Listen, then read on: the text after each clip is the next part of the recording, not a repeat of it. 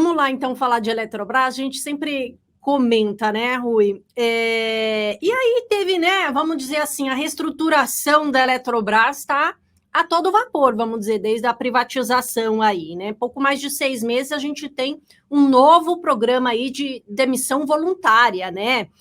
Lembrando que aí o primeiro foi em novembro do ano passado, né? E aí hoje a empresa também anunciou hoje, mas começando amanhã, certo? Aí queria aí a sua análise sobre essa ação da companhia frente ao momento que ela passa, né? Se veio numa boa hora, qual será o impacto aí para a companhia? O mercado já estava esperando isso? Conta um pouquinho mais para a gente. Então, voltando, né, antes da privatização, isso acho que a gente pode voltar bem antes da privatização, na verdade. A Eletrobras é um case de turnaround que vem acontecendo desde 2015, 2016, né? A companhia que foi muito impactada pela MP 579, que foi uma medida para baratear, né, na marra os preços de energia e acabou impactando todo o setor de energia, principalmente a Eletrobras, né, que desde 2015 vem tentando se reerguer, tentando deixar esses buracos que ficaram ali na companhia, principalmente no balanço, desde então. Então, desde 2016, né, se a gente voltar para 2016, a companhia tinha 26 mil funcionários, né, era de longe a companhia que tinha do setor que tinha mais funcionários, né, mas assim, de muito longe, e desde então ela vem tentando equilibrar esse quadro de funcionários para ficar mais eficiente, né? Então, quando a companhia chegou na privatização, ela já estava ali com cerca de 12 mil funcionários, entre 12 e 10 mil funcionários, né? Então, assim, já tinha reduzido ali para mais da metade dos funcionários. E logo depois da privatização, aí as coisas começam a ficar mais fáceis para ela fazer esses planos de demissão voluntária, porque é diferente, né? Você não tem tantas amarras assim para fazer esse tipo de redução, né, de custos, digamos assim, e gastos. Então, ela, desde que ela fez a privatização, logo depois ela já fez um primeiro programa de demissão voluntária, que teve ali uma abrangência de uns 2.300 funcionários, mais ou menos, né? E agora que ela está com cerca de 9 mil funcionários, né, depois desse plano, ela já colocou de novo aí na agenda mais um plano de demissão, agora com a abrangência aí estimada por ela em torno de 1.500 funcionários, né? Se acontecer, então, a gente vai ver aí a companhia com cerca aí de 7 mil funcionários, né? Ainda assim, vai ter mais, que a gente tem uma medida no setor, né, que chama número de funcionários por capacidade instalada, para ter uma ideia, né, de quantos funcionários cada empresa de energia tem para a capacidade de geração de energia. A Eletrobras, quando foi privatizada, né, ela tinha cerca de 3 vezes o número que o resto do setor tinha, né? Ou seja, era um quadro que, mesmo depois daquela redução de 26 para 12 mil, ainda era extremamente inchado, né? E hoje já está melhor, mas ainda continua inchado. Então, assim, o mercado realmente já esperava esse tipo de operação, né, de passo feito pela companhia, e acho que a gente até pode ver mais alguns no futuro, lógico, né, em tamanhos menores do que a gente tem visto, mas acho que dá para a gente ver mais alguns programas de demissão pela frente, porque a companhia ainda continua muito inchada, né? Acho que a grande história da Eletrobras é esse ganho de efetividade depois da privatização, e a gente tem visto isso, talvez não tão rápido quanto o mercado gostaria de ver, mas a gente tem visto isso sim, e esse programa anunciado vai nessa direção. Tá joia. E a Empíricos indicou, né, na série do Vacas Leiteiras, né, logo depois da privatização mesmo, né? E uma das expectativas é que depois de privatizada ela conseguiria aí resolver diversos problemas, né? Então acho que tá vindo aí e tá resolvendo, acho que nem você falou agora, não tão no período talvez que o mercado esperava, mas aos pouquinhos aí, né?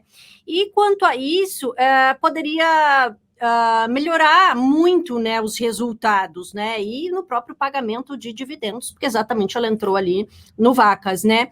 E como é que, né, você já deu um spoiler aí de como é que está andando, mudou de alguma forma essa perspectiva? Vai demorar um pouco mais?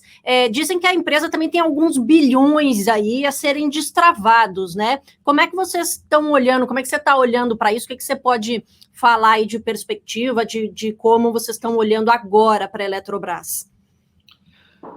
O case da Eletrobras, na verdade, era assim, né? A partir da privatização, a gente tinha algumas avenidas de ganho de valor para os acionistas, né? Para a companhia e para os acionistas. Então, um deles, e para mim, na minha visão, o principal, vai justamente nessa mesma linha do programa de demissão voluntária, que é ela se tornar uma empresa mais eficiente. Então, tem um case mais recente, também brasileiro, e conhecido talvez de vários dos nossos telespectadores aí, que é o case da CESP, né? A CESP era uma companhia estatal, mas do estado aqui de São Paulo, e ela foi privatizada, né?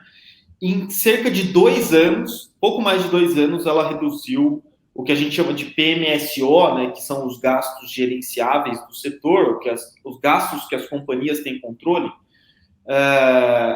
Esses gastos reduziram 50% em 2 anos.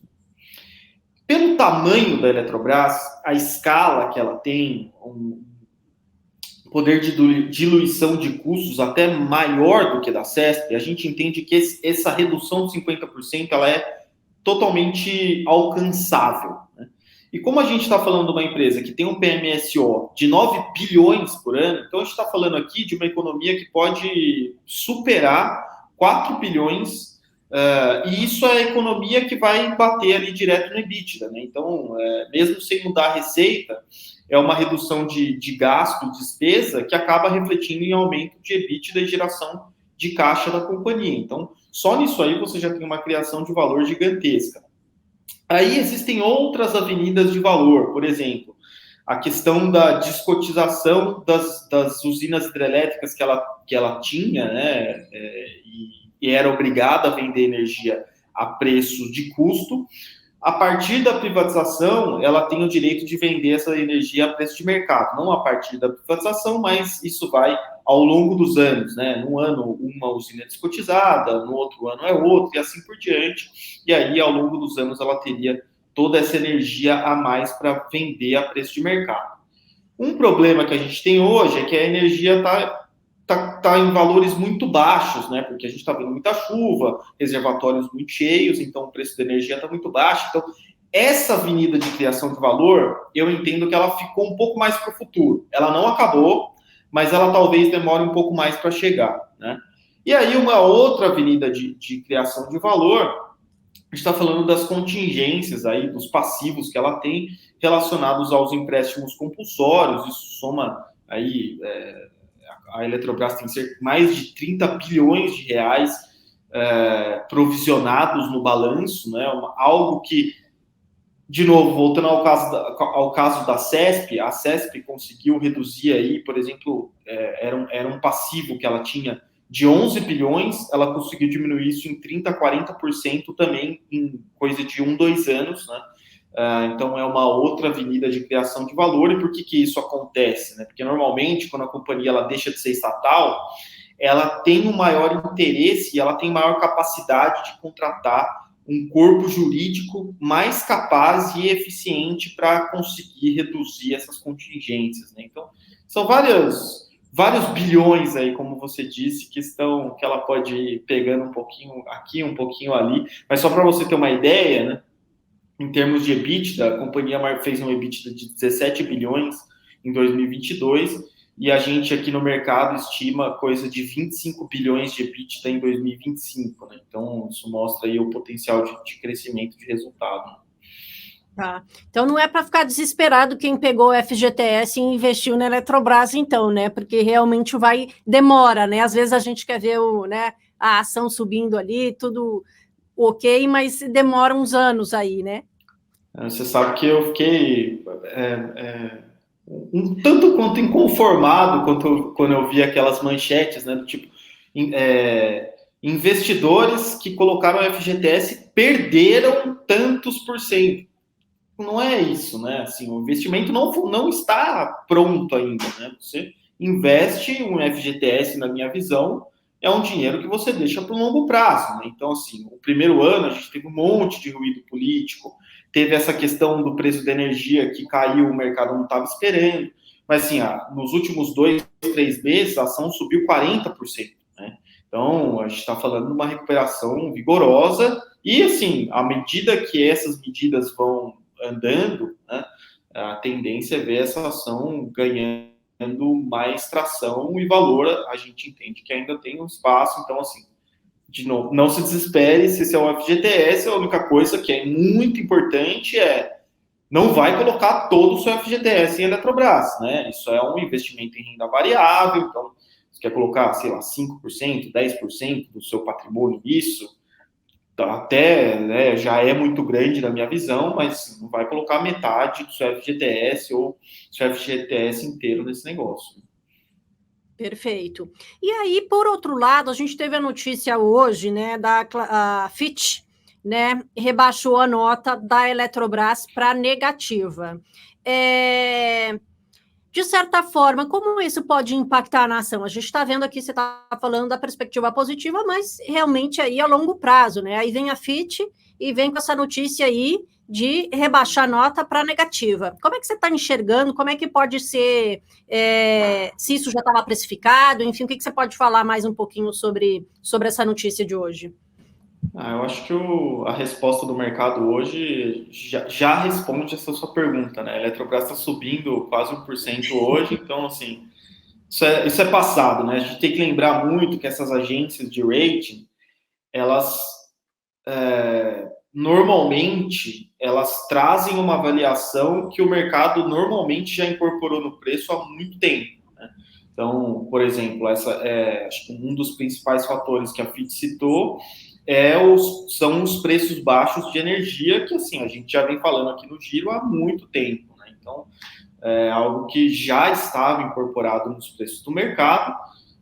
E tem uma questão aqui de alavancagem, né, que assim, o mercado já tinha, claro, notado, mas tem um ponto positivo aqui, que ela aumentou a alavancagem porque ela incorporou a Santo Antônio Energia recentemente, que era uma empresa que era bem alavancada, só que ao mesmo tempo ajuda nesse processo dela de venda de energia por preços maiores, né, uma usina uma empresa que tinha um portfólio de energia contratada por preços bons, então ajuda ela nessa questão da comercialização.